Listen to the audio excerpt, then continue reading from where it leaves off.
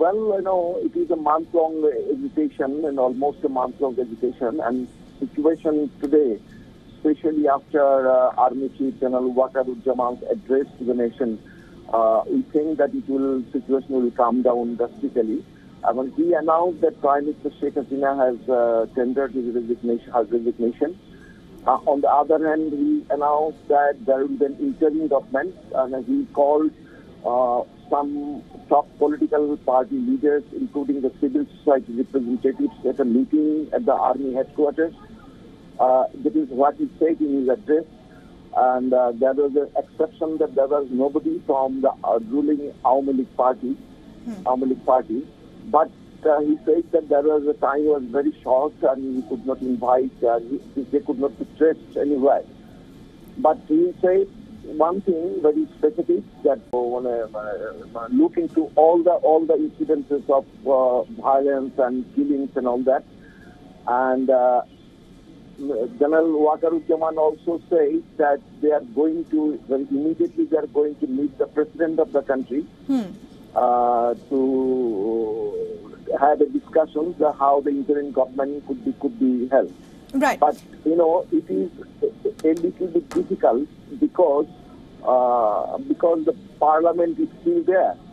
So if parliament is disbanded, then the interim government will be able to be formed.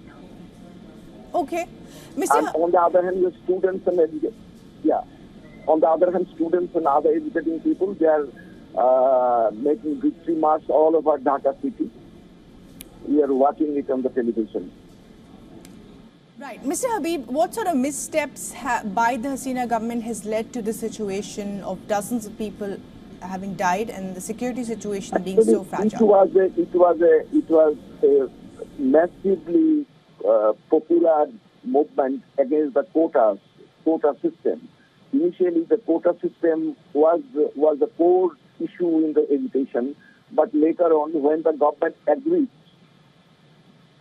Hello. Yeah, please go ahead. Yes, when the government agreed to all their points, they just switched on the one-point movement, that is the removal of the Sheikh Hasina. And the other political parties joined them, particularly the main opposition BNP and the Jamaat Islami, which was a few days ago was banned by the Sheikh Hasina government. And in the meeting of the army chief today, the Jamaat chief was also there. Okay. Well, those are significant developments there. We're also, of course, getting reports now that WION is getting reports that Sheikh Hasina is making a pit stop in India, but will be moving onwards to London at the moment. Mr. Habib, what happens to Hasina's legacy? She's been in power for so many years. She's been seen as a strong leader. This has really been her undoing. Actually, it is very difficult to say at this stage that what will happen to Hasina's legacy. I don't know at this stage. But it is a very fluid situation right now. Only thing that the army intervened and the army chief has spoken to the nation. And I think he said very, very candidly that he has taken the entire responsibility. He said that he is taking entire responsibility of the situation. He will look into all the offences and the criminal activities happened so far, and he asked the students and the educating other people not to resort to violence and all that, and said they have pressures on him and the army. Right, so you certainly believe going forward from today, the situation on the ground will only improve, given that the army chief has been able to quell some of those concerns, saying all demands will be looked into. And of course, Hasina, whose resignation the protesters were demanding, has in fact resigned. Actually, I can't hear you very properly, but what I can say I think this is the end of the agitation, and what will come next will just everybody will see that. Right. That's what developments can take place. Mr. Habib, thanks very much indeed for joining us there with your views. Thank you. Well, just want to give a quick update that it seems that the BSF has issued a high alert to all units along the 4,000 kilometer of the India-Bangladesh border, also in wake of the developments in Bangladesh. This is also something that is being reported at the moment, and of course WION sources reporting at the moment that Sheikh Hasina is in India, but it's likely to move to London, fly out to London as well. All of these, of course, inputs coming in are source-based at the moment. Nothing has been confirmed by the Indian government, and as Siddhant Sibal was reporting earlier on, that the government is unlikely to say anything at the moment. A tenuous situation in India's neighborhood, which will be keenly watched by India and its neighbors. But the big breaking news at this hour, if you're tuning in, is that Sheikh Hasina has in fact resigned. She has left the country, the army chief, and the army has stepped in, has held a press conference. There will be an interim government in Bangladesh. There will be stock taking, as the army chief has said. All demands by the protesters will be discussed at length. The interim government, we don't know who will be in that interim government, who will be the next Prime Minister.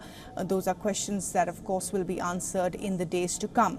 But over 300 people have died in Bangladesh in the weeks of protests that we have seen, culminating in Sheikh Hasina's resignation today, where we saw a lot of vandalism and looting as well. These are visuals coming in from local channels at the moment, where I presume some of those protesters are returning home after weeks of violence and demands for Hasina's resignation, which has now been met.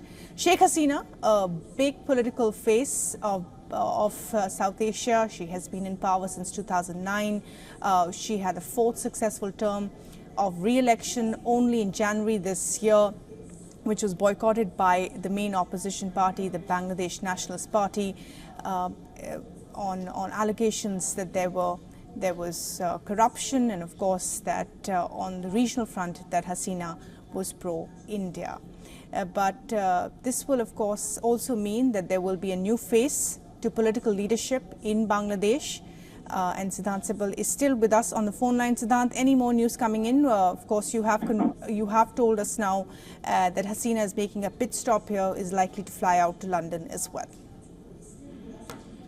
Well, of course, now global stock taking, of course, is taking place, especially here in Delhi. But the whereabouts of Prime Minister Sheikh Hasina is not known in terms of where she is in India. The reports obviously suggesting whether it's Kolkata, whether it's Agartala, even Delhi as well. But this is a city, when it comes to Delhi, she's known, and this is a city where she knows a lot of people as well. And will India come to the rescue of Sheikh Hasina in the past? We have seen that happening is also another question. But all in all, if we talk about what has happened in the last 2 hours, first, of course, the unprecedented visuals and development happening of Sheikh Hasina, who was the leader of Bangladesh for the last 15 years, leaving her country. The second, of course, the visuals, the dramatic visuals that have come of protesters storming various places, including the Prime Minister's residence. And, of course, that pressure that was delayed multiple times, in fact, of the army chief, where he, of course, declared that the Prime Minister has resigned. They're looking for an interim government. And also, when it comes to a government which has a unity government in terms of participation of all political parties. But will there be a presence of Awami League is the big question. But all in all, the next few hours will decide as to what shape will be the next government. There are names already cropping up of who could be the next Prime Minister, including the name of Mohammad Yunus. He, of course, is a Nobel laureate, a name which is, of course, associated with the Grameen Bank as well. And he was someone who was seen as the arch enemy of the Bangladeshi Prime Minister Sheikh Hasina. He, of course, was in jail term as well. So essentially, there are a number of permutations and commissions going on in Dhaka as of now. And there are, of course, a lot of rumors as well.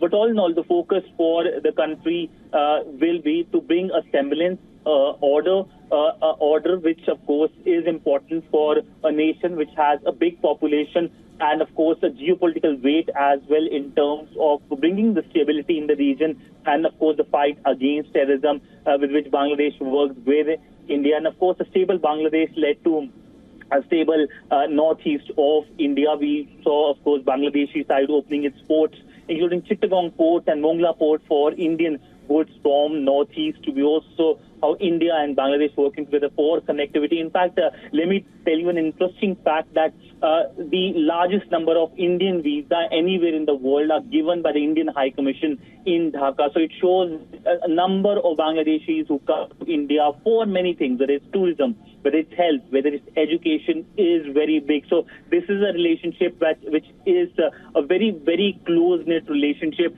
And of course, with Sheikh Hasina not being there of course will be repercussions. The big question, of course, is the uncertainty that is right now surrounding who is in power in Dhaka, whether it is the army that will be in charge for next few months or years, or whether it will be a unity government. Absolutely, Siddhant. Thanks very much indeed for joining us with the very latest there. And of course, with that, we're wrapping up this bulletin. But Sheikh Hasina, who has been synonymous with Bangladeshi politics for years, has resigned. She has left, and that is a big breaking news at this hour. We'll be tracking all the latest developments on the other side of this break. Stay with us. For all the latest news, download the WION app and subscribe to our YouTube channel.